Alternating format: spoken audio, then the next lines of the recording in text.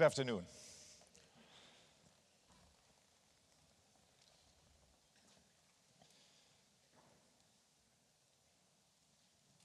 I grew up here in Europe, a little north from here in Germany. And I'm pretty much a child of the environmental movement of the late 70s and the peace movement of the early 80s. And I went some 30 years ago to MIT to understand better how to address deep systems change. And I wanted to go for a year or two. 30 years later, I'm still there. So I'm the guy who talks to you about change, but hasn't managed to move on for the last 30 years, even his place of working and living. So we can address that contradiction later. But basically, what I would like to share with you is a little bit the evolution of systems thinking to what my colleague at MIT, Peter Senge, and I refer to as awareness-based systems change, or consciousness-based systems change, which basically operates from the experience and assumption that you cannot change a system unless you change consciousness, or, if that's a little confusing, to give you the McKinsey version of the same sentence, you cannot change a system unless you change the mindsets of the people who are enacting that system. So I'm going to talk a little bit about that, and I'm basically sharing with you two main images that crystallize a certain stage of systems thinking. And the first image is this, and it's one that you know very well. You have seen it many times, kind of the iceberg model, right? 11% of the iceberg is visible above the waterline, but to understand and address deep systems change, you also need to address the other aspects of that, and the other 89%. And when we look at the current situation through the lens of systems thinking, what do we see? We see that we collectively create results that pretty much no one wants. What are these results? We refer to them as polycrisis or meta-crisis. And one way of framing that is there's kind of the ecological divide, the disconnect between self and nature. We are just having burned through the 1.5 ceiling. We are just coming from the COP30 with 1,600 lobbyists from the fossil fuel industry working towards obstructing progress. So that state of affairs can only be referred to as organized irresponsibility. Organized irresponsibility towards future generations, and also towards ourselves. Social divide, we know everything about that. Inequality, polarization. Basically, so I'm speaking to you from the experience in the United States. What do we see there? And also beginning in other countries, societies beginning to fall apart. Society, so something that used to hang together somehow, beginning to fall into subgroups that no longer have the capacity to connect and listen and talk and make sense with each other, let alone act together. So that's, we know everything about that. But then there's a third issue. Right? We have discussed the first two for a long time and made some progress also. But I would say today the biggest issue is the third one. And it has to do not with a disconnect between self and nature and self and other, but with a disconnect between self and self. Between who I am today, small as self, and who I could be tomorrow, right? My highest future potential, the person I could step into, capital S self. And when that connection is fading away, what does that look like and feel like? Symptoms of burnout, loss of energy, and also when it continues, hopelessness, right? And loss of being able to shape the things around us. Two things. So I would refer to what we see there as illusion of insignificance. It's the feeling that you particularly find among many young people, but not only limited to that generation, that, you know what, this is so messed up. This is so big. Whatever I do or not do doesn't have any impact on where we are going. So therefore, I don't even have to try.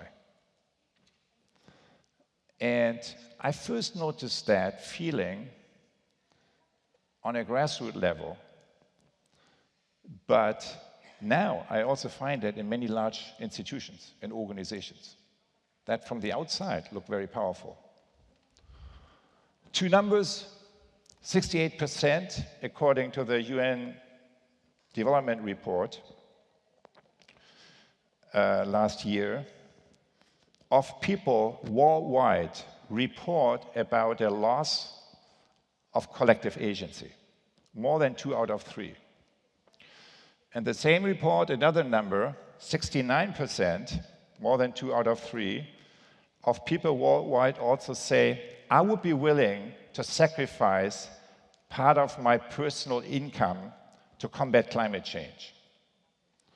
So that second number says there is an abundance of positive intentionality in the world right now.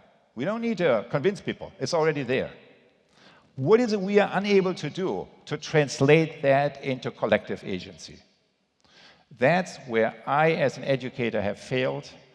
That's where we see a massive institutional and massive leadership failure. And that's, I believe, the number one problem we have to address. Because if we are not addressing that, forget about the progress in the other ones. So I'm going to address that a little bit. And here's how that relates to systems thinking.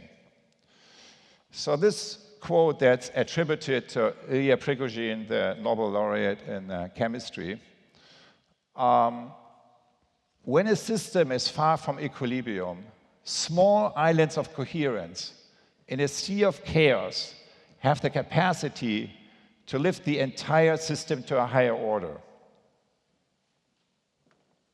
Small islands of coherence in a sea of chaos have the capacity to lift the entire system to a higher order. So what he is talking about is in nonlinear systems, the bifurcation points. When a system is moving from one equilibrium to the next one, in between, small differences can make a huge impact, whether they tip a system in one direction or the other. So I'm going, and that, of course, is a major rationale of a whole movement in the world that we currently see. So when I look at the current moment, I would say we all are part of two stories, right? One is the story of destruction that you see up here with the 3 divides. And that's a story that gets amplified by our current media and social media ecosystem every single day. But then there is another story going on in the world, and that has to do with these islands of coherence that already today prototype the emerging future, and that, if connected, can uplift the whole system to a different evolutionary state. And that, perhaps, in my view, is the most significant story of our time that is least well shared and almost not at all amplified. Here is what theory U is in a nutshell. I was talking to people like yourself. So when I started at MIT 30 years ago, one of the first things I did was a study with 150 innovators, people who in society, in business, in technology, or culture have created new things, right? And I was basically listening to their stories. How does the new come into the world, right? How does deep change really happen? And what I learned is so simple that I'm almost embarrassed to share that with you and to call that an insight. But it's basically this.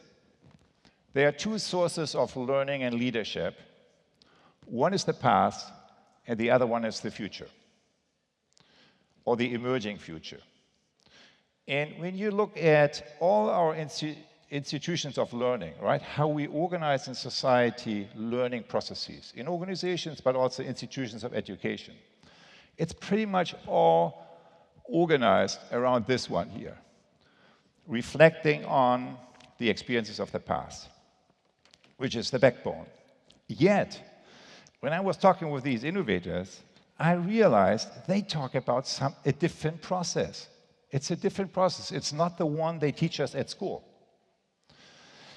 And I want to explain that with saying something about when I use the word future or emerging future, I'm using the word somewhat differently than how it's usually deployed.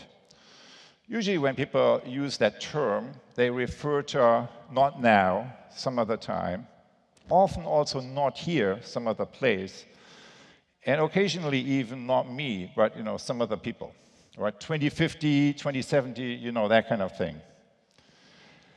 That is not what I learned from the innovators.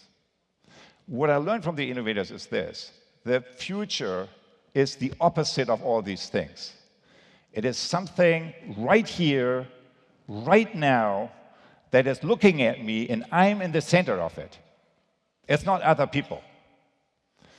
And what I learned from them is that the future is a possibility that looks at you because it depends on you to manifest.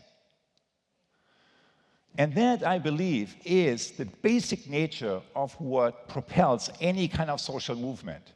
The future is a felt sense of a possibility that looks at us because it depends on us to manifest. It's not going to happen without us stepping up. Just that kind of discomfort that comes with that, because it's asking me to do things that are not comfortable, to step into the unknown and to do all these things. So that's my main learning, right? And then, when I realized that,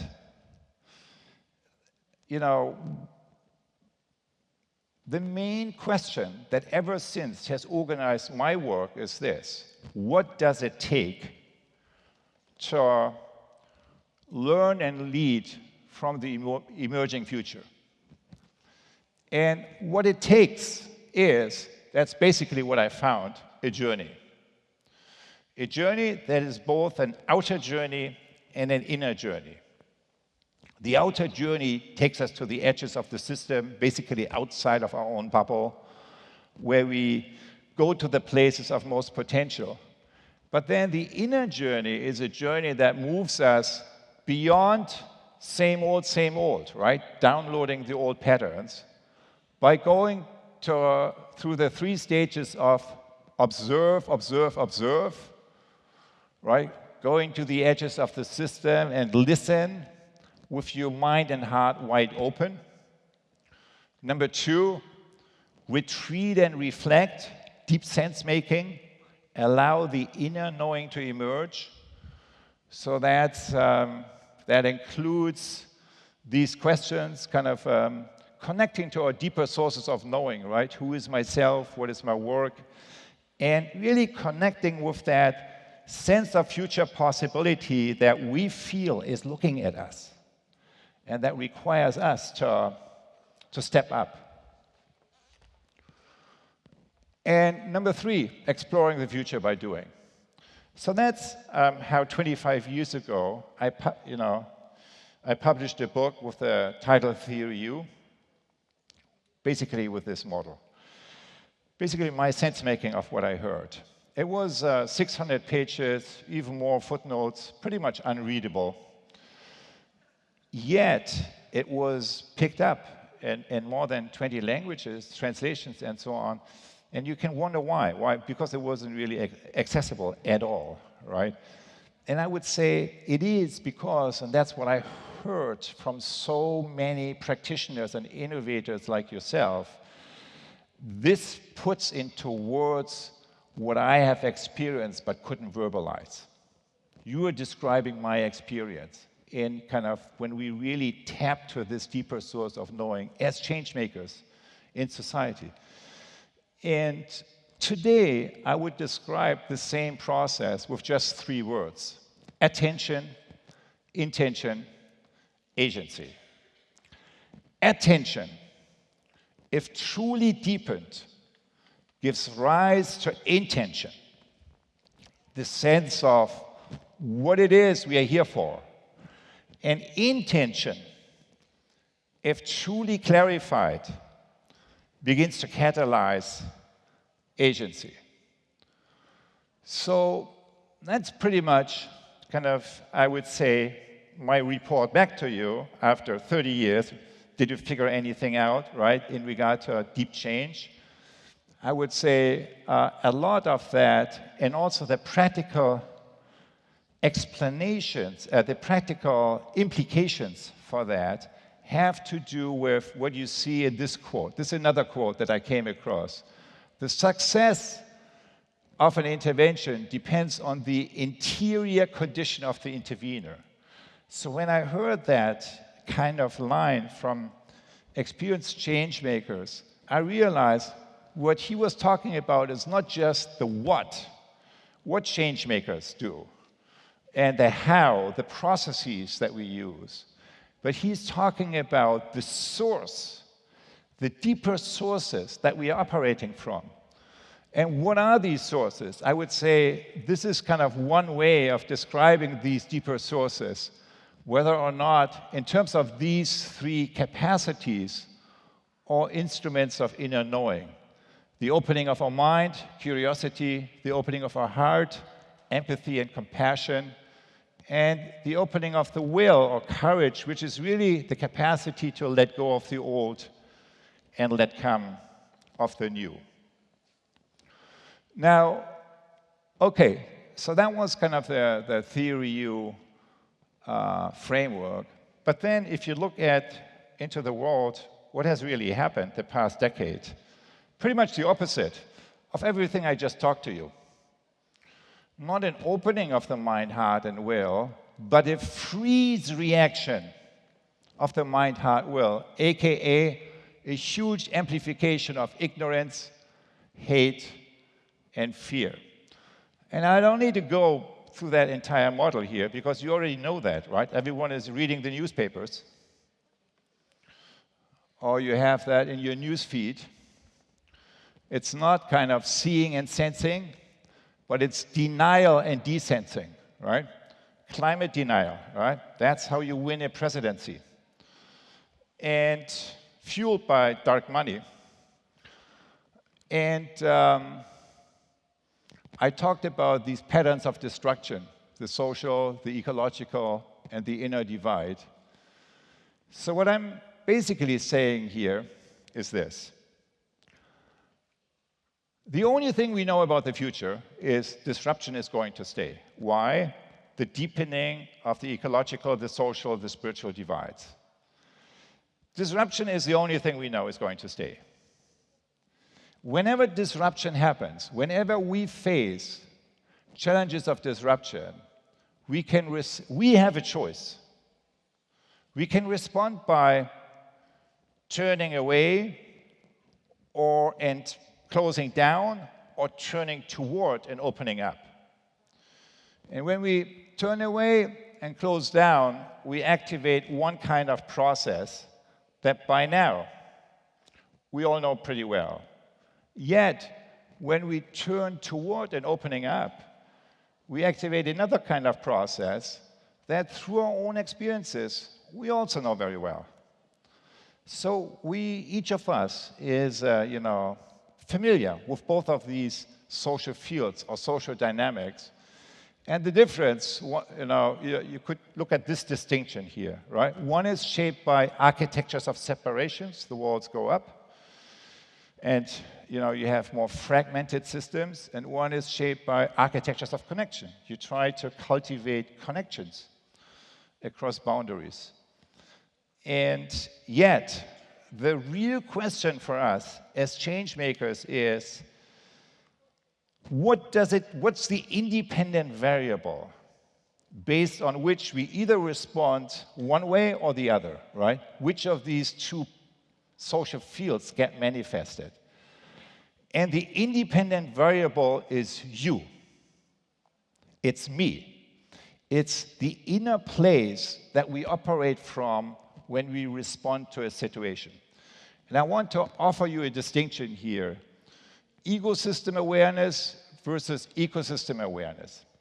What I mean with ecosystem awareness is an awareness that is sourced or that is generated from within your own bubble. So you're basically kind of stuck inside your own bubble. There's no way of moving beyond that. You look, inside out.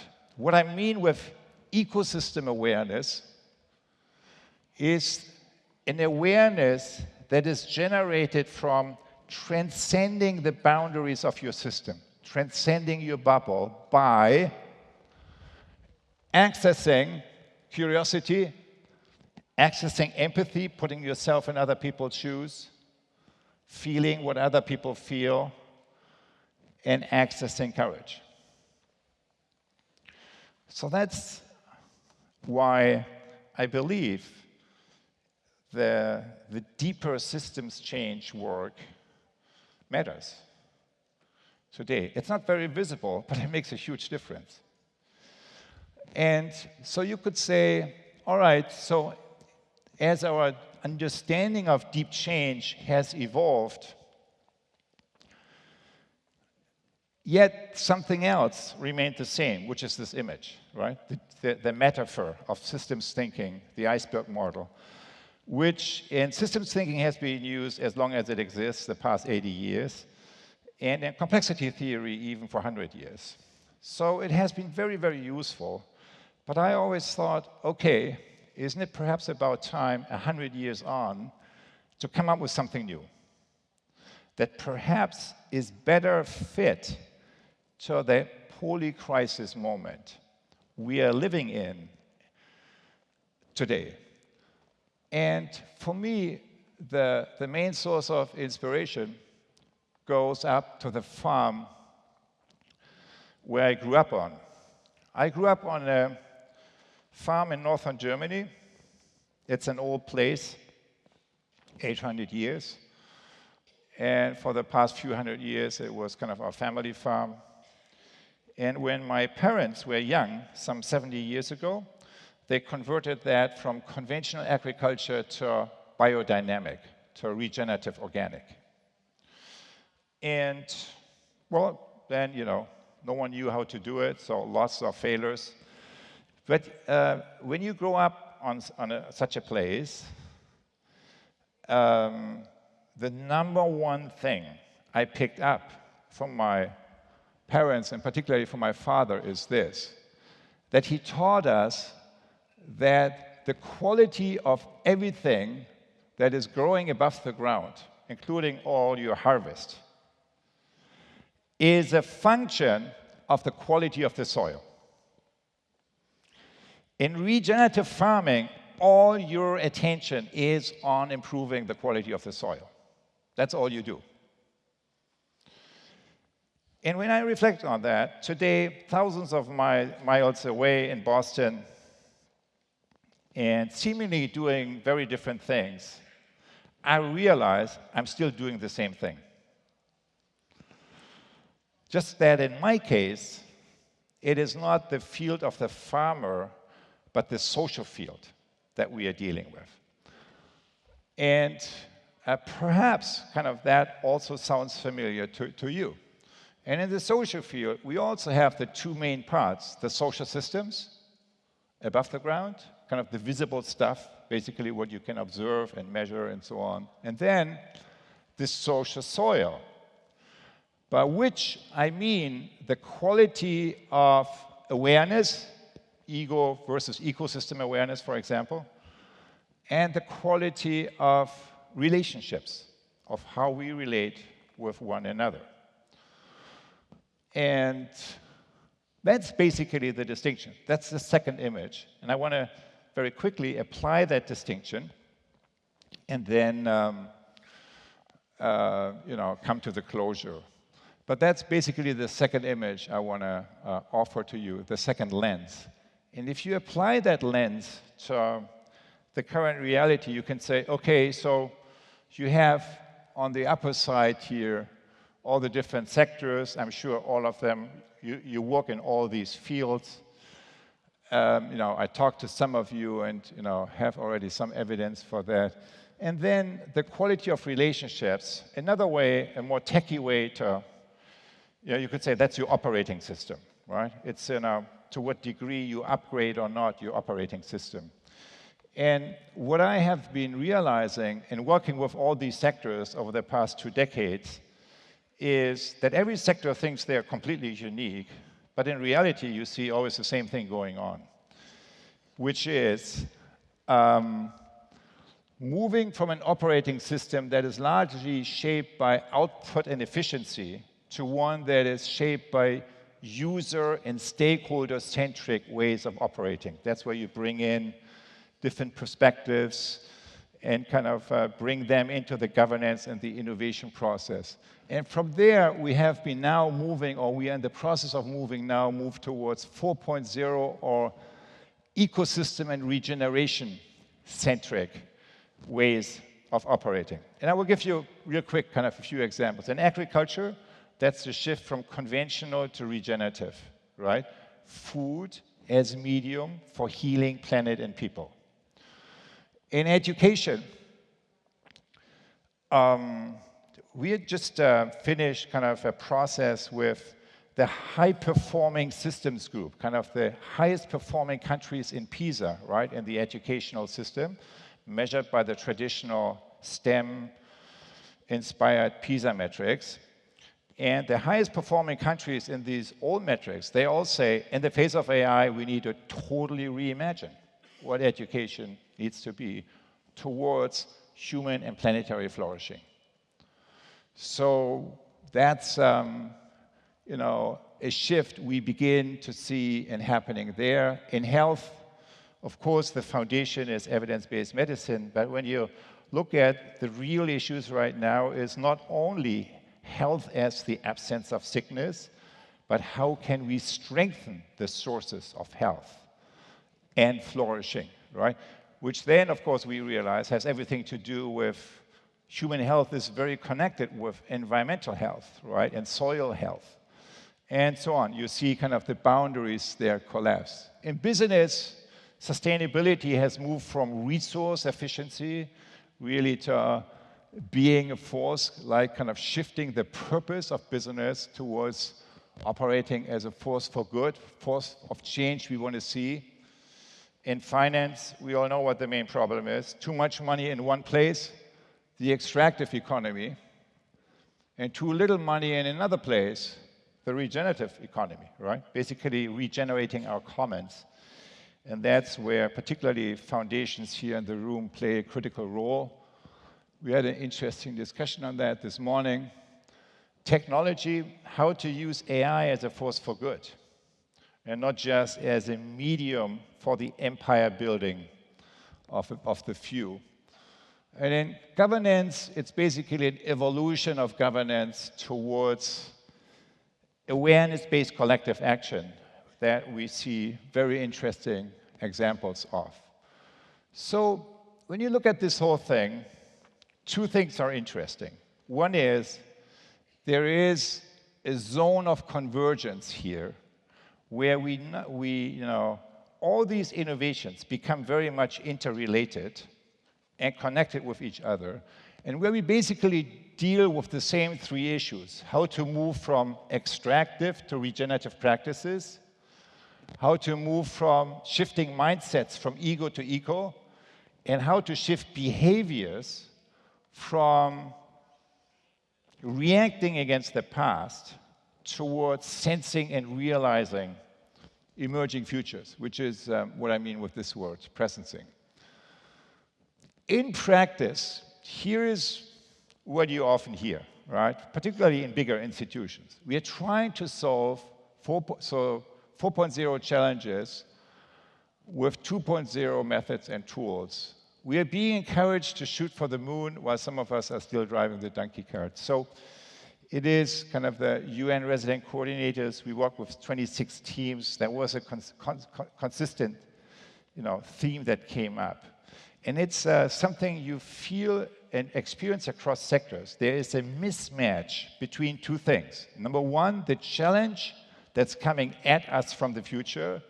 And number two, the toolkit that we are standing with, the mostly outdated toolkit, what they taught us in the past in training, or how our institutions are set up to run. And you can ask, okay, so why is it we didn't make more progress here? Why is it that we experience the backsliding currently in so many fields? And I would say it is because we have been approaching all this in the wrong way, by mainly only focusing on the upper half of this systems map and missing out on the lower half, aka the social soil. And that's basically, is our work, in the Presencing Institute, and also explained in more detail in a book that just came out with that title. It's kind of outlining basic practices, how to cultivate the social soil. And just as the farmer is needing tools to cultivate the land, we need practices, tools and practices to cultivate the social soil, the quality of our relationships. And I want to give you two quick examples here. The first one is, and that's what I believe, change and leadership starts with awareness. That's where it all starts. What does it mean, becoming aware? So I want to give you an example. If you take a stick, you throw it in front of a dog, we all know what's going to happen, right? The dog is going after the stick. If you take this stick, the same stick, and you throw it in front of a lion, the lion is turning his head and looking straight at you. So the lion is shifting the attention from the object to the source, where the stick is coming from. How often in society, how often in our organizations are we responding collectively to disruptions and challenges in the mode of the dog, going after the stick, going after the symptom? And how often are we going after incentives that someone is dangling in front of us? Yes, and that can include foundations, right? The targets that are being put out.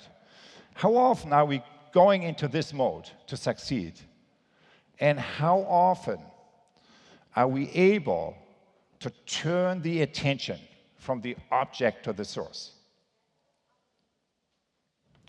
That's what this one is about. And it is about kind of these stages, essentially about bending the beam of attention back onto itself, back onto its own source. Deep listening is the same thing, right? Moving from factual to empathic, putting yourself in other people's shoes, to generative, which is exactly going through these shifts. Dialogue, again, the same thing, moving from debate, your view versus my view, and that kind of style, towards dialogue, which is really the art of thinking together, the art of accessing collective creativity. I talked about presencing, which really is deep sensing, right? Sensing, connecting to the future possibility that's looking at us. That's a deep sensing capacity that is so critical. Co-imagining, right? The future that we want to create, exploring the future by doing, and I talked about the ecosystem governance. So that is one story of the future, I would say, that we, in our movement, see playing out. There is a lot of evidence for that, even though the backsliding may feel very differently. And that relates to the second story that I want to briefly indicate before the closure. Yes, we live in the AI moment. No one knows what's going to happen, but we have some evidence from our first encounter with AI, which has, in the form of social media, which has led to 3 unintended side effects: mass misinformation, mass polarization, and mass depression, which has led to a backsliding in democracy that was mentioned earlier, right? The rise of autocracy. Kakistocracy, yes, I had to look that up as well. It means the rule of the worst. Fragmentation and war, as opposed to co-creation. Rather than co-imagining the future we want, dystopian views of the future. Hyper-inequality, so on levels we have not seen. That's pretty universal. Hyper-extraction, look at the fossil fuel industry with fracking and so forth. Opioidization, right, just treating symptoms and patterns of addiction. Weaponization of education. And what does that all result into? Essentially, one of the best indicators for ecosystem health and also ecosystem breakdowns is soil. The quality of the soil shapes the quality of the biosphere, shapes the flourishing of the biosphere. And that's, of course, where we see a lot of fragmentation. And then we see the same thing on the social soil. The quality of attention shapes the flourishing of the social sphere. So it's kind of a functional equivalent to what soil of the planet is for the biosphere. It's the quality of our attention. That's really the material that we are dealing with for human creativity and human civilization. And why is that fragmented? Well, because of the attention fracking industries. Who is that? Basically, the people who sit in the first row of the presidential inauguration back in January. Right? Those are the owners of the attention fracking industries. So it's not happening by accident here. There's economic forces behind that. And that, fracking of attention leads to echo chambers, right, instead of listening. And it leads to silencing and othering, basically cancel cultures left and right. And all of this is what I call the matrix of absencing. So absencing in the way of, yes, it's a way of operating, but not everything of who we really are as human beings is fully present when we operate in this mode. So then I would say that's the other story, right? That's the other story that we see. So that's our current moment, I would say. We are between these stories. One is pulling us back into 1.0, the more feudal structures. which is undermining the 2.0 and 3.0, kind of the competition and multilateral institutions. But then we also see this whole global network of islands of coherence, right? Kind of where we see the emergence of a new way of operating, particularly on a local level. And that is as real as these other developments. So that's, I would say, that's the moment we are in, and we are in between. That's what change-making is today.